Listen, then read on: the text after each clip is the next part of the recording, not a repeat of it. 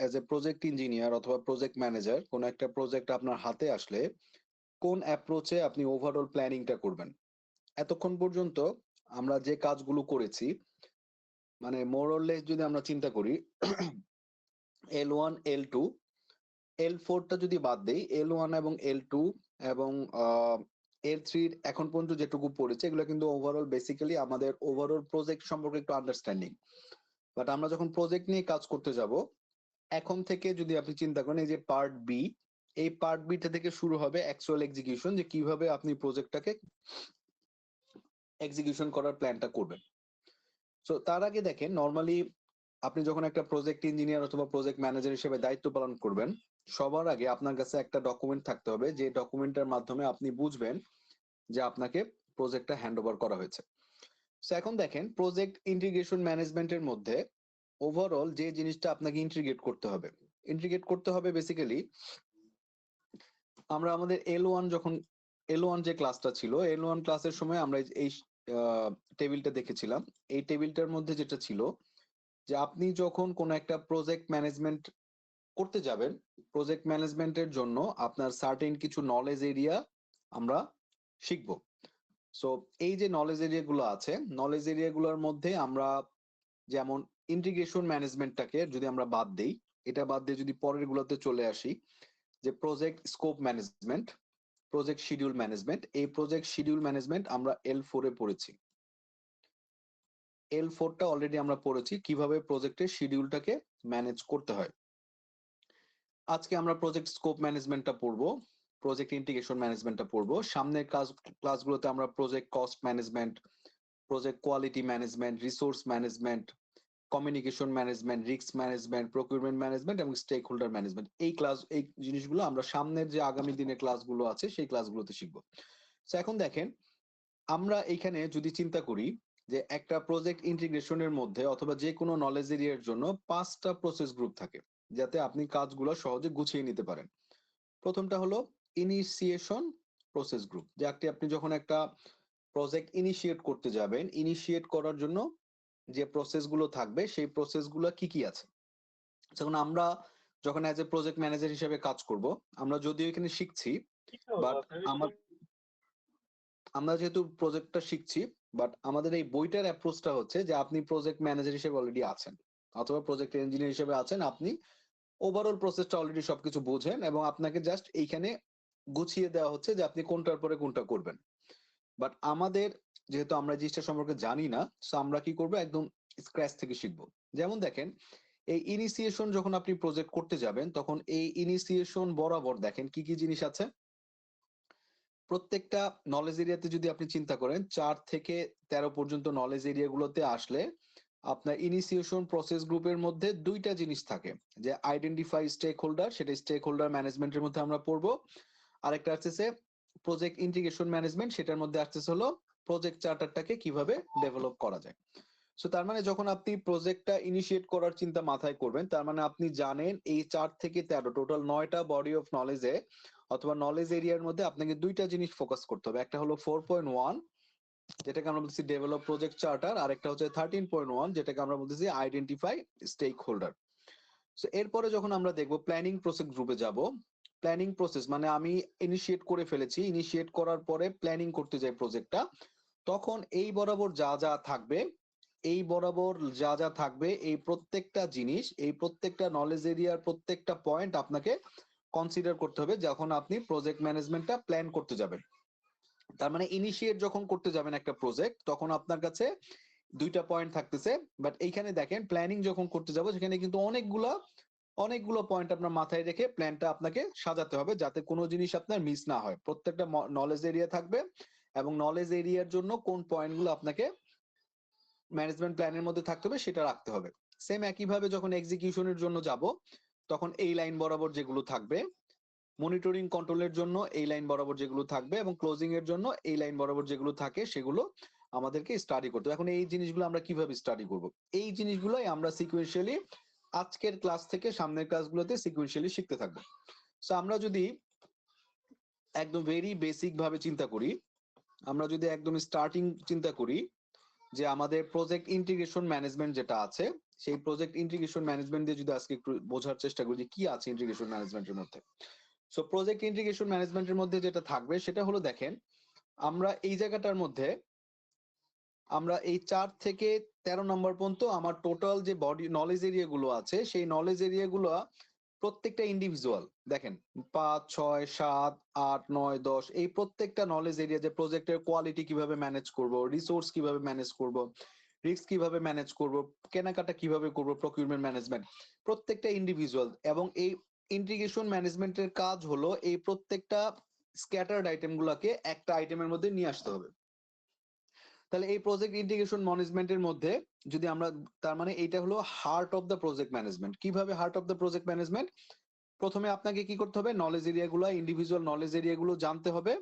এই যে 9 থেকে 13 ইন্ডিভিজুয়াল নলেজ এরিয়াগুলো জানতে হবে যেগুলো আমরা শিখবো, এবং এই সবগুলা 4 এর মাধ্যমে আপনি ক্যাপাবিলিটি গেইন করবেন যে কিভাবে এই 5 থেকে 13 পর্যন্ত জিনিসগুলোকে গুছিয়ে সাজানো যায় প্রজেক্ট ম্যানেজমেন্টের কাজ করার জন্য। সো আমরা ইন্টিগ্রেশন ম্যানেজমেন্টের ক্ষেত্রে যেটা থাকবো, তার মানে প্রজেক্ট ইন্টিগ্রেশন ম্যানেজমেন্টের কাজটা হলো আমার বাকি যে নলেজ এরিয়া গুলো আছে, যেমন স্কোপ, শিডিউল, কস্ট, কোয়ালিটি এবং বাকি যে নলেজ এরিয়া গুলো আছে সেগুলোকে গোছায় নিয়ে আসা, যাতে পুরো জিনিসটা একদম সিনক্রোনাইজড আকারে থাকে এবং কোনো জিনিস যাতে মিস না হয়। সো কোনো একটা প্রজেক্টের স্টার্ট থেকে ইন পর্যন্ত যতগুলো নলেজ এরিয়া আছে প্রত্যেকটা নলেজ এরিয়াকে কিভাবে একটা আমব্রেলার নিচে নিয়ে এসে কাজ করা যায়, সেটাই হলো প্রজেক্ট ইন্টিগ্রেশন ম্যানেজমেন্টের কাজ। সো প্রজেক্ট ইন্টিগ্রেশন ম্যানেজমেন্টের মধ্যে আমরা বলছিলাম যে প্রত্যেকটা নলেজ এরিয়াকে আমরা কি করেছি, 5টা ভাগে ভাগ করতে পারি, 5টা ফেজে ভাগ করতে পারি। তো ইনিশিয়েশন ফেজ যদি আমরা চিন্তা করি, ইনিশিয়েশন ফেজের জন্য আমার প্রজেক্ট ইন্টিগ্রেশন ম্যানেজমেন্টে আমাকে জানতে হবে যে প্রজেক্ট চার্টার সম্পর্কে জানতে হবে যে হোয়াট ইজ প্রজেক্ট চার্টার। যখন আমরা প্ল্যানিং ফেজ করব, এই ইন্টিগ্রেশন ম্যানেজমেন্টের 5টা ফেজের মধ্যে একটা হচ্ছে ইনিশিয়েশন। ইনিশিয়েশনের জন্য প্রজেক্ট চার্টার সম্পর্কে আমাকে জানতে হবে। প্ল্যানিং ফেজে যখন কাজ করব তখন প্রজেক্ট ম্যানেজমেন্ট প্ল্যান সম্পর্কে আমাকে জানতে হবে। যখন এক্সিকিউশন করব, এক্সিকিউশনের জন্য আমাকে direct and manage project work এবং ম্যানেজ প্রজেক্ট নলেজ গুলো জানতে হবে। তার মানে দেখেন, যখন এক্সিকিউশনটা করব, ইনিশিয়েশনের জন্য প্রজেক্ট চার্টার, প্ল্যানিং এর জন্য প্রজেক্ট ম্যানেজমেন্ট প্ল্যান, এক্সিকিউশনের জন্য direct and manage project work, কিভাবে আমি প্রজেক্ট গুলাকে কাজ করাবো। এবং 4.4 এ যেটা দেয়া আছে ম্যানেজ প্রজেক্ট নলেজ। নলেজ মানে হচ্ছে এই প্রজেক্ট থেকে আপনি কি শিখলেন, কি জিনিসগুলো কিভাবে হ্যান্ডেল করবেন। মনিটরিং এবং কন্ট্রোলের মধ্যে যেটা আসতেছে, মনিটরিং কন্ট্রোলের মধ্যে আসতেছে কি কি উপায়ে আপনি চেক এন্ড ব্যালেন্স করবেন, যে প্রজেক্টের মধ্যে কি কি ধরনের চেকিং গুলো করতে হয় আপনাকে। এবং তারপরে যদি কোথাও কোনো চেঞ্জ থাকে, ধরেন আমরা যেটা বলছি, যদি প্রেডিক্টিভ নেচার গুলো হয়, প্রেডিক্টিভ মেথডোলজি হয়, তাহলে সেই ক্ষেত্রে কিন্তু চেঞ্জটা হয়, বাট কস্টলি চেঞ্জ হয়। আর যদি অ্যাডাপটিভ চেঞ্জ হয়, অ্যাডাপটিভ মডেল যদি আপনি ফলো করেন, তাহলে চেঞ্জটা কিন্তু খুব বেশি কস্টলি হয় না।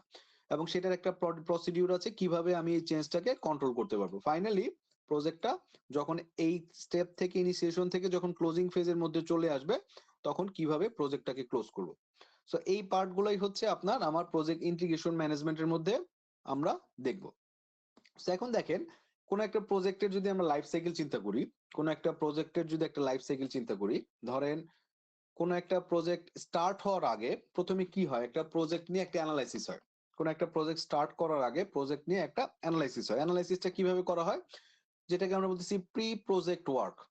প্রি প্রজেক্ট ওয়ার্কটার মধ্যে কি থাকে, ধরেন নিডস অ্যাসেসমেন্ট থাকে প্রথমে, যে আপনি কেন প্রজেক্টটা করবেন। ধরেন কোন একটা প্রজেক্ট হওয়ার আগে আপনাকে ফাইন্ড আউট করতে হবে আপনি কেন প্রজেক্টটা করবেন। প্রজেক্টটা করার জন্য আপনার কি করা হয়, আমরা যেমন কিছুক্ষণ আগে L2 তে পড়ে এসেছি যে আমাদের টেকনিক্যালি প্রজেক্টটা ফিজিবল কিনা, ফাইন্যান্সিয়ালি প্রজেক্টটা ফিজিবল কিনা, মার্কেটিং এর পার্সপেক্টিভ থেকে প্রজেক্টটা ফিজিবল কিনা, ইকোনমির পার্সপেক্টিভ থেকে প্রজেক্টটা ফিজিবল কিনা, তারপর আপনি সোশ্যাল এর পার্সপেক্টিভ থেকে প্রজেক্টটা ফিজিবল কিনা। সো এই প্রত্যেকটা পার্টের জায়গা থেকে আমাদেরকে একটা বিজনেস কেস ফাইন্ড আউট করতে হয়। বিজনেস কেসটা কি, ধরেন আমার চাহিদা কি, নিড অ্যাসেসমেন্ট। ধরেন আমি একটা 250 কেভিএ সাব স্টেশন করতে চাই ইউনিভার্সিটির জন্য, তো আমার মন চাইলে আর আমি করে ফেলবো, এটা তো হয় না, তাই না? তো এই জিনিসটা কিন্তু কোন একটা নিডের মাধ্যমেই আসবে। এই নিড অ্যাসেসমেন্টটাই আমরা করব কি, বিজনেস কেসের মাধ্যমে ফাইন্ড আউট করব। যে আমরা যেটা কয়েকটা বিজনেস কেস দেখেছিলাম, যে 250 কেভিএ অথবা 250 কিলোওয়াট একটা সোলার প্যানেল করতে চাই, প্রত্যেক মাসে আমার যদি 60,000 টাকা করে সেভ হয় এবং এটা ইনস্টল করতে যদি আমার 60 লাখ টাকা লাগে, তাহলে প্রতি বছর এটা থেকে আমি কি পরিমাণ সেভ পাবো। এই যে সেভটা আছে সেটার উপর থেকে বেস করে আমরা কি করব, পেব্যাক পেব্যাক পিরিয়ড ক্যালকুলেশন করব, তারপর এআরআর ক্যালকুলেশন করব, তারপর আইআরআর ক্যালকুলেশন করব, তারপর আমরা আরো কয়েকটা পার্ট করেছিলাম, ডিসকাউন্টেড পেব্যাক পিরিয়ড ক্যালকুলেশন করেছিলাম, প্রফিটেবিলিটি ইন্ডেক্স আমরা ক্যালকুলেট করেছিলাম। তো এই যে পার্ট গুলো আছে সেটা হলো সবগুলো ফাইন্যান্সিয়াল ফিজিবিলিটির মধ্যে আসে, যেটা বিজনেস কেস হিসেবে আমরা ফাইন্ড আউট করি। এবং এইখান থেকে আমরা করি হচ্ছে কি benefit management plan. Benefit management মানে হচ্ছে কি, ধরেন এইখানে বিজনেস কেস যেটা করব, নিড অ্যাসিস কেন, যে আমার ইউনিভার্সিটি থেকে যেহেতু কন্টিনিউয়াস ডিপার্টমেন্ট বাড়ছে, ইউনিভার্সিটি হল বাড়ছে, ল্যাবরেটরি গুলো বাড়ছে, ক্লাসরুম বাড়ছে, এই জন্য আমার 250 কিলোওয়াট লোড দরকার। এইটাকে আমার বিজনেস কেস দিয়ে জাস্টিফাই করতে হবে যে আমি 250 কিলোর যে লোড আনবো সেটার বিজনেস কেসটা কি হবে, যেগুলো ফাইন্যান্সিয়ালি দেখালাম, মার্কেটিং পার্সপেক্টিভ থেকে কেমন আসবে, ইকোনমিক্যাল পার্সপেক্টিভ থেকে কেমন আসবে, সব জায়গা থেকে যে মার্কেটিং ফিজিবিলিটি আসতে হবে, টেকনিক্যাল ফিজিবিলিটি আসতে হবে, ব্যাপারটা এরকম না। যে সব জায়গাগুলোর জন্য যেটা প্রযোজ্য সেটা আমরা বিজনেস কেসে অন্তর্ভুক্ত করবো। এর মধ্যে আসতেছে benefit management plan. Benefit management প্ল্যানের মধ্যে যেটা আসবে সেটা হলো ডিরেক্টলি আপনি এই প্রজেক্ট থেকে কি কি বেনিফিট গুলো পাচ্ছেন, টেকনিক্যালি কি কি বেনিফিট পাচ্ছেন, ফাইন্যান্সিয়ালি কি কি বেনিফিট গুলো পাচ্ছেন, মার্কেটিং পারপাস থেকে কি কি বেনিফিট পাচ্ছেন। শুধুমাত্র বেনিফিট পোর্শন গুলো আমার এখানে বেনিফিট ম্যানেজমেন্ট প্ল্যানের মধ্যে চলে আসবে। সো এখন দেখেন, আমরা যদি হিসাব করি যে তাহলে এই তিনটা পার্ট কিন্তু আমরা L2 তে মোটামুটি কভার করে এসেছি। সো L2 তে কভার করে আসার পরে তার মানে আমরা কিন্তু প্রি প্রজেক্ট ওয়ার্ক যেগুলো আছে, যে প্রজেক্টটা ফাইন্যান্সিয়ালি ফিজিবল কিনা অথবা প্রজেক্টটা আমরা করব কিনা, সেটা আমরা মোটামুটি জাস্টিফাই করে আসছি। এখন এখানে দেখেন দুইটা ঘটনা ঘটে। এখান থেকে যদি আমি একটা লাইন ড্র করি, একটাকে আমরা বলি হচ্ছে প্রি প্রজেক্ট ইঞ্জিনিয়ার, মানে প্রি প্রজেক্ট ইঞ্জিনিয়ার অথবা ফিজিবিলিটি বিজনেস কেস অ্যানালিস্ট, এটাকে অনেক সময় বলা হচ্ছে বিজনেস কেস অ্যানালিস্ট। এই বিজনেস কেস অ্যানালাইসিসটা কি করা হয়, প্রজেক্টটাকে অ্যাপ্রুভাল করায় দেয়। ঠিক আছে, প্রজেক্টে অ্যাপ্রুভাল করার পরে ধরেন আমাদের যে ইউনিভার্সিটি থেকে কোনো একটা জায়গা থেকে বলা হলো যে 250 কিলো একটা সাবস্টেশন করা দরকার, করার পরে সেটা ইঞ্জিনিয়ারিং ডিপার্টমেন্টের কাছে যায়, ঠিক আছে তাহলে আপনারা প্রজেক্টটা করেন। কিন্তু প্রজেক্টটা কিন্তু আগে প্ল্যানিং ডিপার্টমেন্ট থেকে ফাইনালাইজটা করে আসতে হয়। যে আপনাকে স্পন্সর ভদ্রলোক কি করেন, এই প্রি প্রজেক্ট ওয়ার্ক গুলো করে সবকিছু ফাইনালাইজ করে দেন। এখন এইটা করে সে ডিসিশন নিয়ে ফেলেছে যে আমি প্রজেক্টটা করব। সো এটা কিন্তু বিজনেস কেস অ্যানালিস্ট অথবা প্রি প্ল্যানিং ইঞ্জিনিয়ার যিনি আছেন সেই ইঞ্জিনিয়ারের কাজ। তো আমাদের যখন প্রজেক্ট ম্যানেজার হিসেবে অথবা ইঞ্জিনিয়ার হিসেবে কাজ করবো, আমাদের দুই জায়গায় কাজ হতে পারে। একটা হলো আমি এই 1 নাম্বার পয়েন্টে অথবা এই 2 নাম্বার পয়েন্টে কাজ করতে পারি। সো এইখান থেকে বেসিক্যালি প্রজেক্টটার কাজ শুরু হয়। আর এখান থেকে হলো বিজনেস কেস অথবা আলাদা অ্যানালিস্টের কাজটা শুরু হয়। সো আমরা এই জায়গাতেও কাজ করতে পারি অথবা এই জায়গাতেও কাজ করতে পারি। সো মোটামুটি এই জায়গার পার্টটুকু আমরা একটু দেখে আসছি। এখন আমরা যেটা করব, এই পার্ট থেকে আমরা আমাদের কাজগুলো শুরু করব। এখন ধরেন প্রজেক্টের যে অ্যানালাইসিস গুলো হয়েছে, যে প্রি প্রজেক্ট ইঞ্জিনিয়ার বলে ফেললো যে আমার এই প্রজেক্টটা ফিজিবল, ঠিক আছে, দ্যাটস ফাইন। এখন স্পন্সর সাহেব কি করলেন, কোনো একজনকে প্রজেক্ট ম্যানেজার হিসেবে দায়িত্ব দিয়ে বললো ঠিক আছে প্রজেক্টটা করেন। তার মানে কিন্তু এই জায়গা থেকে আমার প্রজেক্টের কাজটা শুরু হয়ে গেল, যেটাকে আমরা বলতেছি স্টার্টিং দ্য প্রজেক্ট। এই স্টার্টিং প্রজেক্টটাকে আমরা এখানে একটা ডকুমেন্টের মাধ্যমে দায়িত্বটা হ্যান্ড ওভার করা হয়, যে স্পন্সর সাহেব প্রজেক্ট ম্যানেজারকে এই প্রজেক্ট চার্টারের মাধ্যমে দায়িত্বটা হস্তান্তর করেন যে you are the in charge of this project. তার মানে দেখেন ইন্টারেস্টিং পার্ট, যখন এই স্পন্সর কিন্তু এই পর্যন্ত বুঝে ফেলছে যে এখানে ইনভেস্ট করলে এটা প্রফিটেবিলিটি আসবে, তখন সে একজন লোককে প্রজেক্ট ম্যানেজার হিসেবে অ্যাসাইন করে তাকে একটা প্রজেক্ট চার্টার দিয়ে বলে যে তুমি এটা করতে পারবা, এটা করতে পারবা না। সো আমরা যদি একটা প্রজেক্ট চার্টারের এক্সাম্পল দেখি,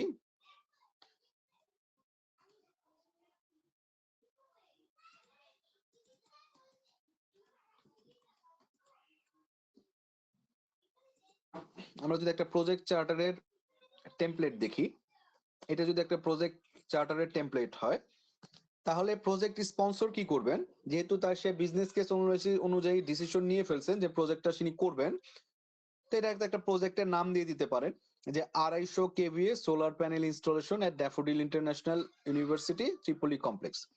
প্রজেক্টের স্পন্সরকে ইউনিভার্সিটি, ডেট কত তারিখে হলো, প্রজেক্ট ম্যানেজারকে দায়িত্ব দেওয়া হলো, প্রজেক্ট ম্যানেজারকে আর প্রজেক্টের কাস্টমারকে ইউনিভার্সিটি হতে পারে ইঞ্জিনিয়ারিং কমপ্লেক্স, অথবা হতে পারে AB4, অথবা হইতে পারে টেক্সটাইল ডিপার্টমেন্ট অথবা সিভিল ইঞ্জিনিয়ারিং ডিপার্টমেন্ট, যে কোনো জায়গায় হতে পারে। প্রজেক্টের পারপাস অথবা জাস্টিফিকেশনটা কি? প্রজেক্টের পারপাসটা কোত্থেকে আসলো? আমরা দেখেন কিছুক্ষণ আগে দেখে আসলাম, কি দেখে আসলাম, যে এইখানে একটা নিড থাকবে, তাই না? এই নিডের উপরে বেস করেই কিন্তু আমাকে কি করতে হবে, প্রজেক্টটাকে আগায় নিয়ে যেতে হবে, তাই না? তো এখন দেখেন আমরা যদি চিন্তা করি এই নিডটা যদি থাকে, তাহলে অ্যাজ এ প্রজেক্ট ইঞ্জিনিয়ার হিসাবে আপনি যখন এই প্রজেক্ট চার্টারটা হাতে পাবেন, তখন বুঝে নেবেন যে you are assigned as a project engineer অথবা ম্যানেজার এটার জন্য। তখন ইনিশিয়ালি আপনাকে একটু ব্রিফ করা হবে এই ডকুমেন্টে যে প্রজেক্টটা কেন করা হচ্ছে, নিড অ্যাসেসমেন্ট বলা থাকবে যে এইটা করলে বছরে 60,000 টাকা ইলেকট্রিসিটি সেভ হবে। এখন এইটা করতে চাই আমরা এই জন্য, এতে করলে দেখা গেল যে আমার সাস্টেনেবিলিটি অথবা গ্রিন ইউনিভার্সিটি যে ক্যাম্পাস আছে সেটা নিয়ে আমরা অনেক দূর আগাতে পারবো, এই ধরনের অনেক কিছু হয়তো আপনাকে দিয়ে দিতে পারে। তারপরে প্রজেক্টের ডেসক্রিপশন দিয়ে দিল। প্রজেক্টের ডেসক্রিপশন কি, আমরা, আপনার মনে আছে কিনা যে আমরা আপনাদেরকে একটা বিজনেস কেস দিয়েছিলাম এল টু তে একদম ডিটেইলস দিয়ে দিয়েছিলাম যে আসলে কত টাকা ইনভেস্ট করব, পে ব্যাক পিরিয়ড কি, তারপর হচ্ছে কতদিন আমার হার্ডল রেট কি, অথবা ইন্টারনাল রেট অফ রিটার্ন কতটুকু হওয়ার কথা, সেই পার্টগুলো কিন্তু এই প্রজেক্ট ডেসক্রিপশনের মধ্যে এখানে থাকবে, যে আসলে প্রজেক্টটা কি, আসলে কি করব। হাই লেভেল রিকোয়ারমেন্টটা হলো, হাই লেভেল রিকোয়ারমেন্ট হলো, রিকোয়ারমেন্ট দুই রকমের হয়, একটা হলো হাই লেভেল রিকোয়ারমেন্ট আর একটা হলো low level requirement. High level requirement মানে হলো, ধরেন আপনি যখন কোনো রিকোয়ারমেন্ট গুলো ফাইন্ড আউট করতে যাবেন, রিকোয়ারমেন্ট গুলো আসলে কারা দেয়? রিকোয়ারমেন্ট গুলো আসবে হলো স্টেক হোল্ডারের কাছ থেকে, যে আপনার ট্রিপলি ডিপার্টমেন্টের প্রজেক্ট, ট্রিপলি ডিপার্টমেন্ট জানে যে তার কি লাগবে। সো এই ট্রিপলি ডিপার্টমেন্ট থেকে যখন রিকোয়ারমেন্ট গুলো দিবে, তখন বলে দিবে যে আমার 250 কেভিএ সোলার প্যানেল লাগবে, 250 কিলোর সোলার প্যানেল লাগবে, রিলেটেড ইনভার্টার লাগবে, মাউন্টিং স্ট্রাকচার লাগবে, এবং একটা কন্ট্রোল বোর্ড লাগবে, যেটা আমি ডাইরেক্ট এখান থেকে সুইচ করতে পারবো, যে কখন আমি আরইবি লাইনে যাব, কখন আমি সোলার প্যানেল লাইনে যাব। সো এই পার্টটা হলো হাই লেভেল রিকোয়ারমেন্ট, যেটা খুব ডিটেলসে ভাঙবে না, একদম টপ লেভেল থেকে 3টা অথবা 4টা ফাইন্ড আউট করে দেবে, যে 250 কেভিএ সোলার প্যানেল অথবা 250 কিলোওয়াট সোলার প্যানেল, তারপরে আমি যেটা করতে পারি হয়তো আমার ইনভার্টার লাগবে, মাউন্টেন স্ট্রাকচার, জাস্ট এই পার্টগুলো দিয়ে দেওয়া, হয়তো খুব বেশি ডিটেলসে দেয় না, এই জন্য এটাকে হাই লেভেল বলে। লো লেভেল রিকোয়ারমেন্টে হলো যে আপনি শুরু থেকে শেষ পর্যন্ত যত কাজ করবেন, প্রত্যেকটা কাজের জন্য কতটুকু মাউন্টিং স্ট্রাকচার থাকবে, কত ফিট স্ট্রাকচার থাকবে, কত ডিগ্রি অ্যাঙ্গেলে থাকবে, কত কিলোয়াট সোলার প্যানেল দিবেন, ইন্ডিভিজুয়াল প্যানেল গুলো কত হবে, এটা কি মনোক্রিস্টালাইন হবে না পলিক্রিস্টালাইন হবে, না কোন প্যানেল করতেছেন, কোন ব্র্যান্ডের ইনভার্টার হবে, প্রত্যেকটা পয়েন্ট ইন্ডিভিজুয়ালি আলাদা আলাদা ভাবে মেনশন থাকে হচ্ছে লো লেভেল রিকোয়ারমেন্টে। But as a project engineer হিসেবে যখন আপনি প্রজেক্ট চার্টারটা পাবেন, তখন এটা হাই লেভেল রিকোয়ারমেন্টে এত ডিটেলসে থাকবে না। হাই লেভেল রিস্ক গুলো কি কি থাকবে, ধরেন আপনি প্রজেক্টের জন্য কি কি ধরনের রিস্ক থাকতে পারে, যেমন ধরেন আপনি 10 তলার উপরে করতেছেন প্রজেক্টটা, 10 তলার ছাদের উপরে আপনি সোলার প্যানেলটা বসাচ্ছেন। তো এই সোলার প্যানেল থেকে আপনি দেখা গেল যে আহ, যে রিস্ক থাকতে পারে যে আপনার প্রজেক্টের যে মালামাল গুলো এখান থেকে মুভ করাবেন, সেক্ষেত্রে যে ক্রেনটা দরকার সেই পর্যাপ্ত ক্রেন সাপোর্ট হয়তো আপনার নাও থাকতে পারে, দ্যাট রিস্ক থাকবে। সো সেই রিস্কটা আমরা এখানে হয়তো দেওয়া থাকতে পারে, অথবা বলা হতে পারে যে টেকনোলজিতে আমরা বলছি এখন লেটেস্ট টেকনোলজির যে সোলার প্যানেল যেটা আছে, bye bye bye bye crystalline অথবা বাই ফোকাল যে সোলার প্যানেল যেগুলো আছে, সেই প্যানেলগুলো হয়তো এখানে নাও পেতে পারেন, অ্যাভেলেবল নাও থাকতে পারে। অথবা যেটা হতে পারে যে পরিমাণ ডিসি কেবল আমরা যেটা বলছি, সেই ডিসি কেবল একটা ব্র্যান্ড দিয়ে দিতে পারে, হয়তো সেই ব্র্যান্ডটা আমরা এখানে নাও পেতে পারি। সেই ধরনের এই ধরনের কিছু রিস্ক দেওয়া থাকবে। রিস্কটা মানে কি, রিস্ক মানে হচ্ছে যে সব জিনিসগুলো আমার প্রজেক্টকে ডিলে করাই দিতে পারে অথবা সাকসেসফুল করতে বাধা দিতে পারে, সেই ধরনের কয়েকটা রিস্ক এখানে বলে দেওয়া থাকতে পারে অথবা অ্যাজাম্পশন দেওয়া থাকতে পারে। এরপরে দেওয়া থাকতে পারে প্রজেক্টের স্কোপ গুলা কি কি, সাকসেস ক্রাইটেরিয়া কি, পার্সন অ্যাপ্রুভিং কি। যেমন ধরেন প্রজেক্টের যে স্কোপটা আছে, স্কোপটা বলে দেওয়া হলো যে আমার 250 কেভি সোলার প্যানেল লাগবে, সাকসেস ক্রাইটেরিয়া কি, যে আপনি যেখান থেকে জেনারেশন যদি করেন পার ডে আপনি হয়তো মিনিমাম 5 কিলোওয়াটের জেনারেশন করবেন, এটা যদি দেখাই দিতে পারে তাহলে এটা সাকসেস ক্রাইটেরিয়া। পার্সন কে অ্যাপ্রুভ করবেন, আপনাদের ইউনিভার্সিটির যে ইঞ্জিনিয়ারিং ডিপার্টমেন্ট আছে, সেই ইঞ্জিনিয়ারিং ডিপার্টমেন্টের ভদ্রলোক যিনি আছেন তিনি এটাকে ভ্যালিডেট করবেন, যেটাকে বলতেছে পার্সন অ্যাপ্রুভিং, কে এটাকে ভ্যালিডেট করবেন। কতদিন টাইম লাগবে, ধরেন এটা হয়তো 1 মাস সময় লাগবে। কি সাকসেস ক্রাইটেরিয়া কি, যে আপনি যদি 30 দিনের মধ্যে করতে পারেন সেটাই সাকসেস ক্রাইটেরিয়া। কোন ভদ্রলোকে অ্যাপ্রুভ করবেন সেটা এখানে দেয়া থাকবে, মানে অথরিটিটা কি, কে কমপ্লিট করে দিবেন। বাজেট কত টাকা আছে, সাকসেস ক্রাইটেরিয়া কি, যদি কোনো ভ্যারিয়েন্স থাকে +- 5% হয়তো ভ্যারিয়েন্স থাকতে পারে। কে অ্যাপ্রুভ করতে পারেন, সেটা তো কস্ট এন্ড ফাইন্যান্স ডিপার্টমেন্ট যিনি আছেন তারা হয়তো হতে পারে। এর বাইরেও যদি আরো কোনো ক্রাইটেরিয়া থাকে সেটা হয়তো এখানে থাকতে পারে। এর বাইরে যেটা থাকতে পারে সামারি অফ মাইলস্টোন। মাইলস্টোন মানে হচ্ছে, আমরা যদি আমাদের প্রেজেন্টেশনটা আরেকবার ফিরে যাই, ধরেন আমাদের এই যে প্রেজেন্টেশনটা যেটা দেখছি, দেখেন এই প্রজেক্ট চার্টারটা এর মধ্যে কিন্তু আছে যে আপনি একটা প্রজেক্ট স্টার্ট করার জন্য স্পন্সর আপনাকে কি কি জিনিস ইনফর্ম করতেছে, যে আপনি প্রজেক্ট ইঞ্জিনিয়ার হিসেবে যেগুলো আপনার জানা দরকার। এখন এখানে দেখেন starting the project, organising the project, carrying out the project, completing the project. So যদি এখানে আমি টোটালটাকে 4টা ফেজে ভাগ করি, ধরে নিচ্ছি প্রত্যেকটা ফেজকে আমরা বলতেছি এক একটা ফেজ অথবা মাইলস্টোন। ধরেন ফেজ মানে হচ্ছে একটা ফেজ থেকে আরেকটা ফেজে মুভ করা, সেটাকে আমি ফেজ বলতেছি।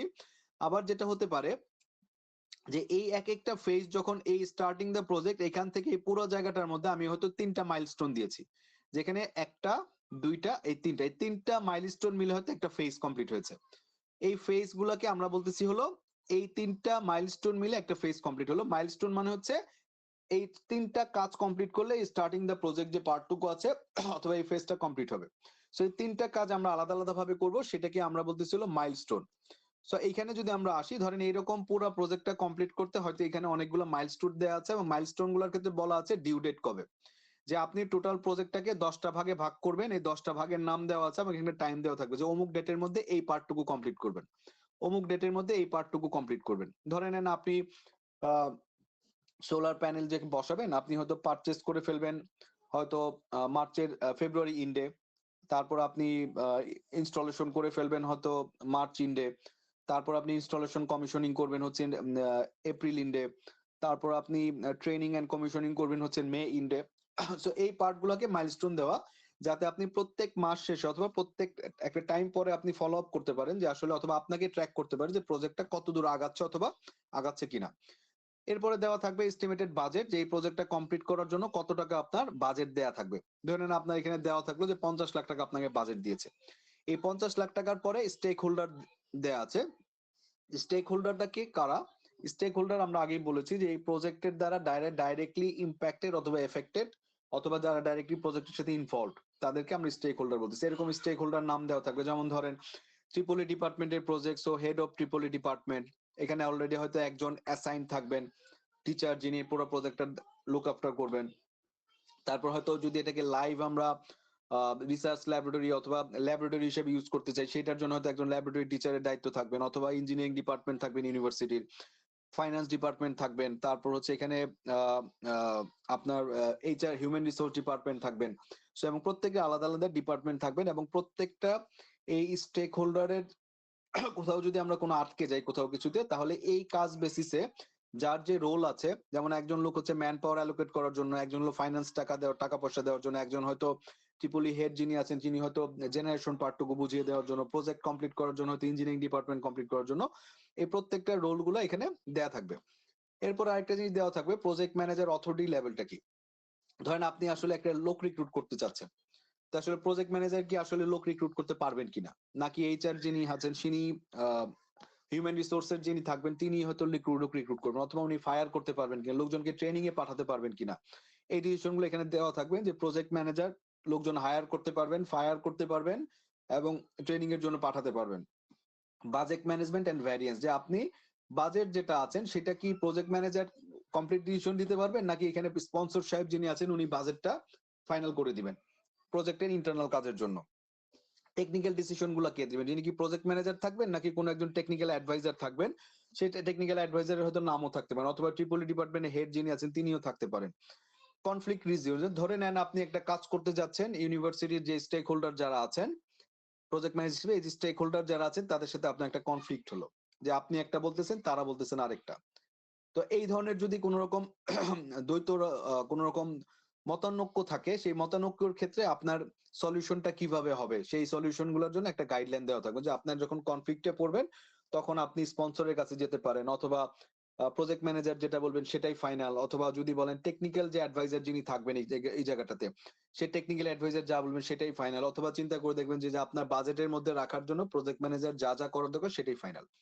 সো এটা করার পরে দেখেন এই সব ইনফরমেশন কমপ্লিট করার পরে প্রজেক্ট ম্যানেজার কি করবেন, আপনি সিগনেচার করে নিবেন। যখন আপনাকে প্রজেক্টটা দেওয়া হবে, প্রজেক্ট ম্যানেজার হিসেবে আপনি সিগনেচার করে নিলেন যে উপরের যে পার্ট গুলো দেখে আসলাম প্রত্যেকটা পাস কনফার্ম আপনি বুঝে নিয়েছেন যে একটা প্রজেক্টের জন্য এই জিনিসগুলো জানা দরকার, আপনি বুঝে নিয়ে সিগনেচার করে নিলেন। প্রজেক্ট ম্যানেজার সিগনেচার করলেন, প্রজেক্ট ম্যানেজারের নাম এবং ডেট লিখে ফেললেন, এবং এখানে স্পন্সর অথবা যার জন্য প্রজেক্ট করছেন তিনি সিগনেচার করুন। তার মানে এই ভদ্রলোক কিন্তু আপনাকে বুঝিয়ে দিলেন যে আমার প্রজেক্টের জন্য এই জিনিসগুলো তোমার জানা দরকার, টাকা দরকার, পয়সা দরকার, ফাইন্যান্সিয়াল রিকোয়ারমেন্ট দরকার, সবগুলো কিন্তু আমি তোমাকে ইনফরমেশন জেনে দিলাম এবং প্রজেক্ট ম্যানেজার হিসেবে আপনি সেই জিনিসগুলো বুঝে নিলেন।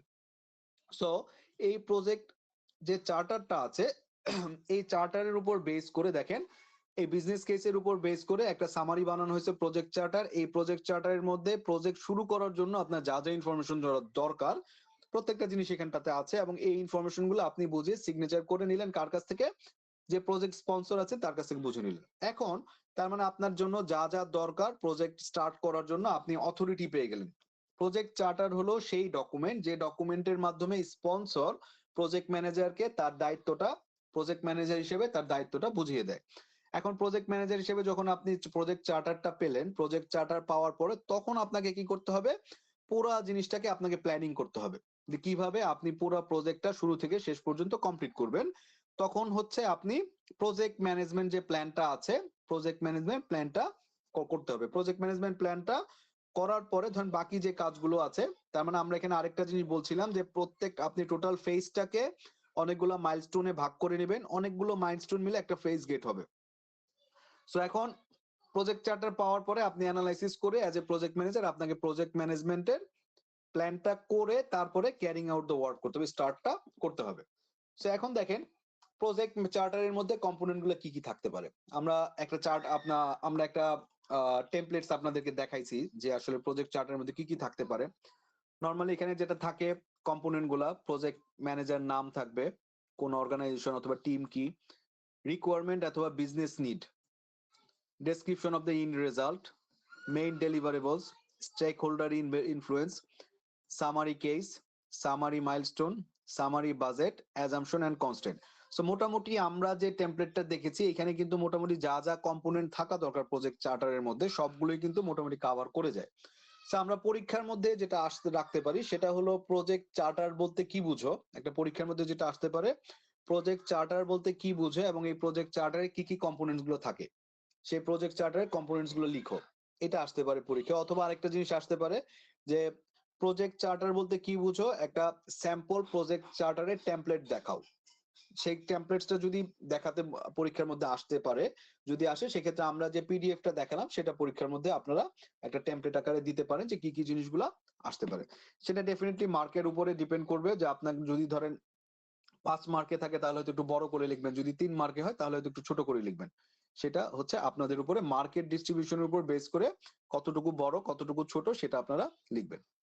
এখন দেখেন আমরা যেটা বলছিলাম যে আমরা এই পর্যন্ত কিন্তু দেখে ফেললাম এতক্ষণ পর্যন্ত যে আমার প্রি প্রজেক্ট ওয়ার্ক এবং স্টার্টিং দ্য ওয়ার্ক। এখন এজ এ প্রজেক্ট ম্যানেজার হিসেবে আপনার ফার্স্ট কাজ হবে এই প্রজেক্ট ম্যানেজমেন্টটাকে কিভাবে আপনি প্রজেক্টটাকে ম্যানেজ করবেন সেটার প্ল্যানিংটা শুরু করা, এবং এইখান থেকে বেসিক্যালি প্রজেক্ট ম্যানেজারের কাজটা শুরু হয়। ঠিক আছে, এবং এই স্টার্টিংটাই শুরু হয় এই প্রজেক্ট চার্টারটাকে ভালোভাবে অ্যানালাইসিস করে প্রজেক্ট ম্যানেজমেন্ট প্ল্যানটা শুরু করার মধ্য দিয়ে। সো এখন আমরা যদি একটা প্রজেক্ট ম্যানেজমেন্টের টেমপ্লেট দেখি, আমরা যদি একটা প্রজেক্ট ম্যানেজমেন্টের টেমপ্লেট দেখি যে প্রজেক্ট ম্যানেজমেন্ট প্ল্যানের মধ্যে আসলে কি কি থাকে।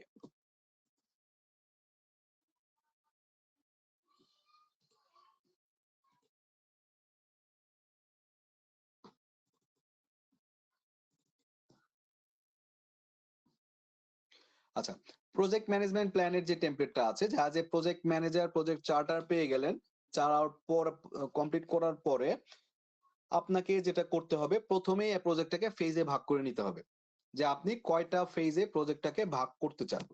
সো সিম্পলি ধরেন আমরা কিছুক্ষণ আগে ধরেই বলে আসতেছিলাম যে আমরা যখন একটা প্রজেক্ট ম্যানেজ করতে যাব, প্রজেক্ট ম্যানেজ করতে গেলে আমরা বডি অফ নলেজ থেকে যেটা দেখেছি প্রজেক্টটাকে আমরা যদি 5টা ফেজে ভাগ করে নেই, যে initiation, planning, execution, monitoring, control এবং ক্লোজিং ফেজ, যদি আমরা এই 5টা ফেজ ভাগ করে নিতে পারি তাহলে কিন্তু আমরা যে টেমপ্লেটটা এখানে দেখাচ্ছি এই টেমপ্লেট অনুযায়ী যে টাস্ক গুলো আছে সেই টাস্ক গুলো যদি আপনি করতে পারেন, সেই টাস্ক গুলো করলেই কিন্তু আপনার প্রজেক্ট ম্যানেজমেন্ট প্ল্যানিংটা কমপ্লিট হয়ে যাবে। কিভাবে দেখেন, আমরা যেটা করলাম সেটা হলো যে আপনি যখন এই প্রজেক্ট চার্টারটা পেয়ে গেলেন, তখন আপনি প্ল্যানিং করার জন্য এই পার্টটা পুরোটা আপনাকে কমপ্লিট করতে হবে, যে কিভাবে আপনি প্ল্যানিংটা করবেন।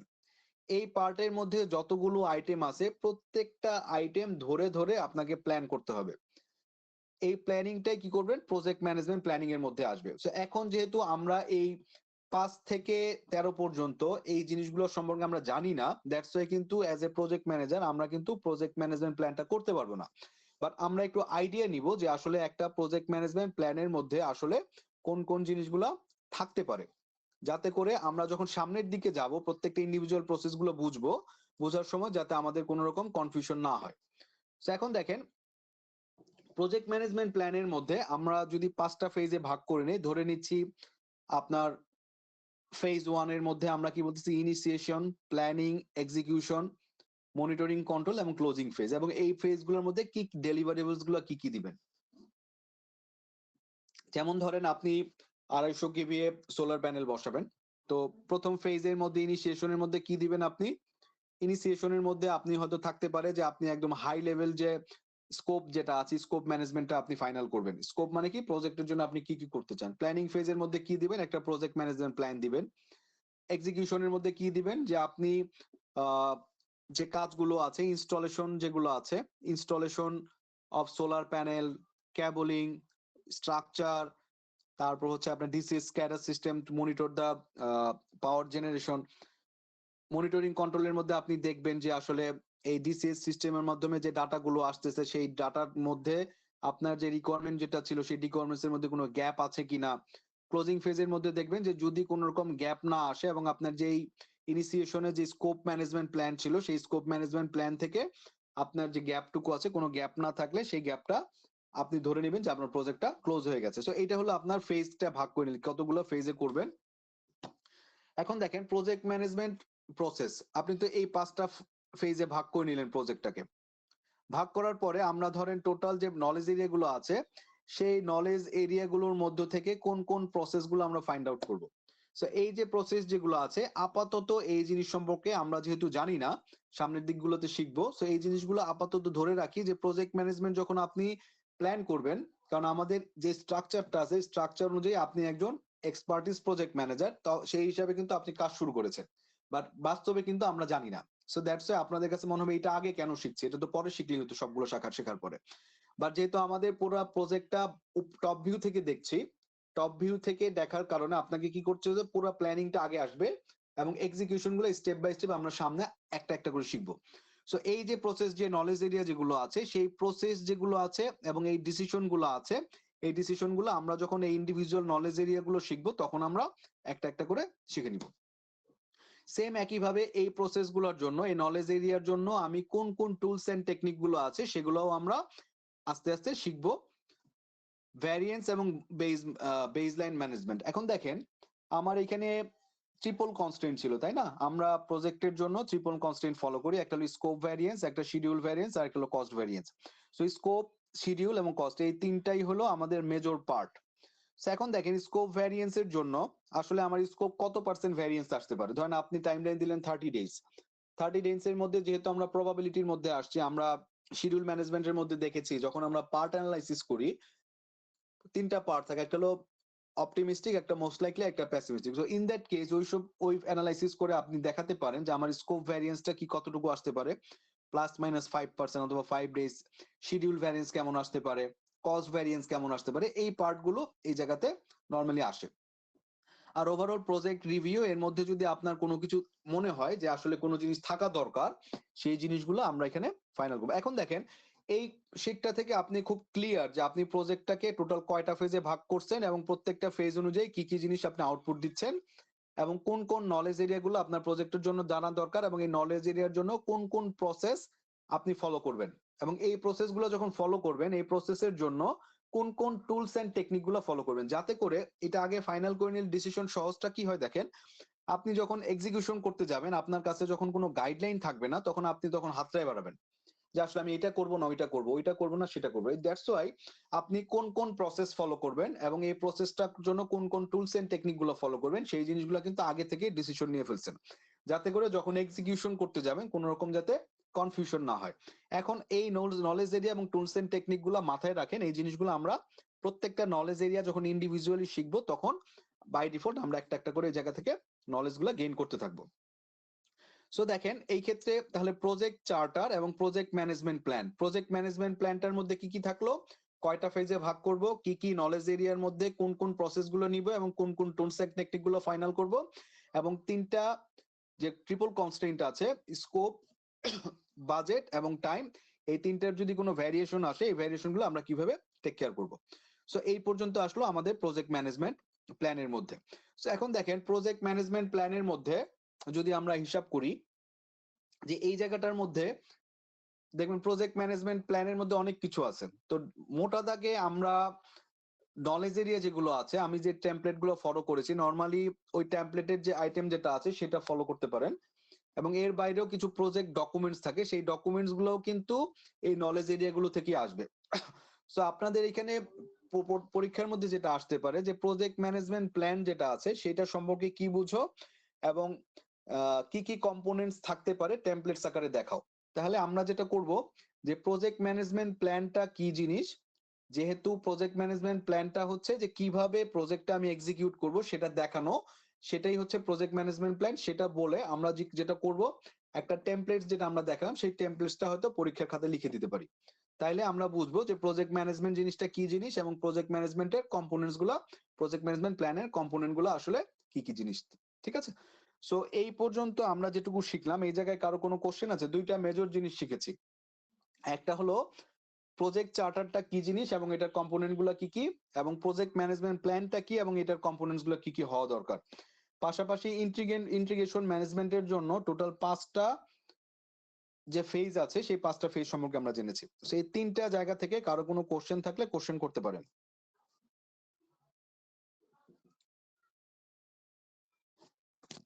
স্যার প্রজেক্ট ম্যানেজমেন্ট টেম্পলটা কি ফুল দিতে হবে? এটা মার্কস এর উপর বেস করে, হ্যাঁ। আপনারা যেমন এখানে আমরা যে টেমপ্লেটসটা দেখিয়েছি, ধরেন যদি 5 মার্ক থাকে, ধরেন এটা তো আমি একটা টেমপ্লেট দেখিয়েছি, যদি 5 মার্ক থাকে তাহলে হয়তো আপনি চেষ্টা করবেন এখানে 5টা করে নলেজ এরিয়া দেওয়ার জন্য, 1 2 3 4 5। যদি 3 মার্কস থাকে তাহলে চেষ্টা করবেন এখানে 3টা করে নলেজ এরিয়া দেওয়ার জন্য, এখানে 3টা দিলেন, এখানে 3টা দিলেন, এখান থেকে 3টা দিলেন, ওভারঅল এরকম আর কি। ঠিক আছে, যদি 5 মার্ক থাকে তাহলে 5টা করে দিলেন প্রত্যেকটা জায়গাতে। আশা করি বুঝতে পেরেছেন। জি স্যার। আচ্ছা, সো এর বাইরে কারো কোনো কোশ্চেন থাকলে করতে পারেন।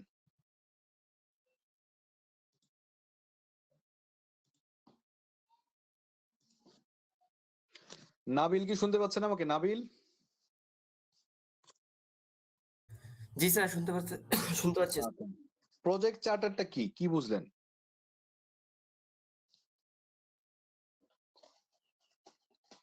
What is project charter? Project চার্টারটা হইতেছে মানে একটা চার্ট দেওয়া থাকবে, সেখানে মানে একটা প্রজেক্টের জন্য যা যা লাগে সেগুলোকে চার্ট হিসেবে মানে করা, এটা আর কি। এই ডকুমেন্টসটা কি প্রজেক্ট ম্যানেজার তৈরি করবেন না কে তৈরি করবেন ডকুমেন্টসটা? যে প্রজেক্টের দায়িত্বে থাকবে স্যার সেই তো স্যার এটা তৈরি করবে স্যার, যাকে যা লাগবে তা নিয়ে চার্টটা তৈরি করবে। আচ্ছা, প্রজেক্ট চার্টার প্রজেক্ট ম্যানেজার তৈরি করবেন না প্রজেক্ট স্পন্সর তৈরি করবেন? স্যার প্রজেক্ট ম্যানেজার তৈরি করবেন, তারপরে সেটা আমরা স্পন্সরকে দেখাবো স্যার, তারপর তারা স্পন্সর করবে আমাদের। নাইমুজ্জামান আছেন? নাইমুজ্জামান?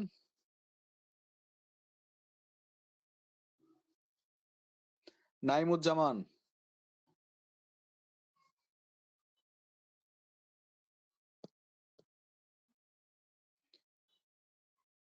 নাইম ইসলাম? হ্যাঁ স্যার বলেন। স্যার আচ্ছা, প্রজেক্ট চার্টার কে তৈরি করবেন, প্রজেক্ট ম্যানেজার আর প্রজেক্ট স্পন্সর? স্যার বুঝি নাই।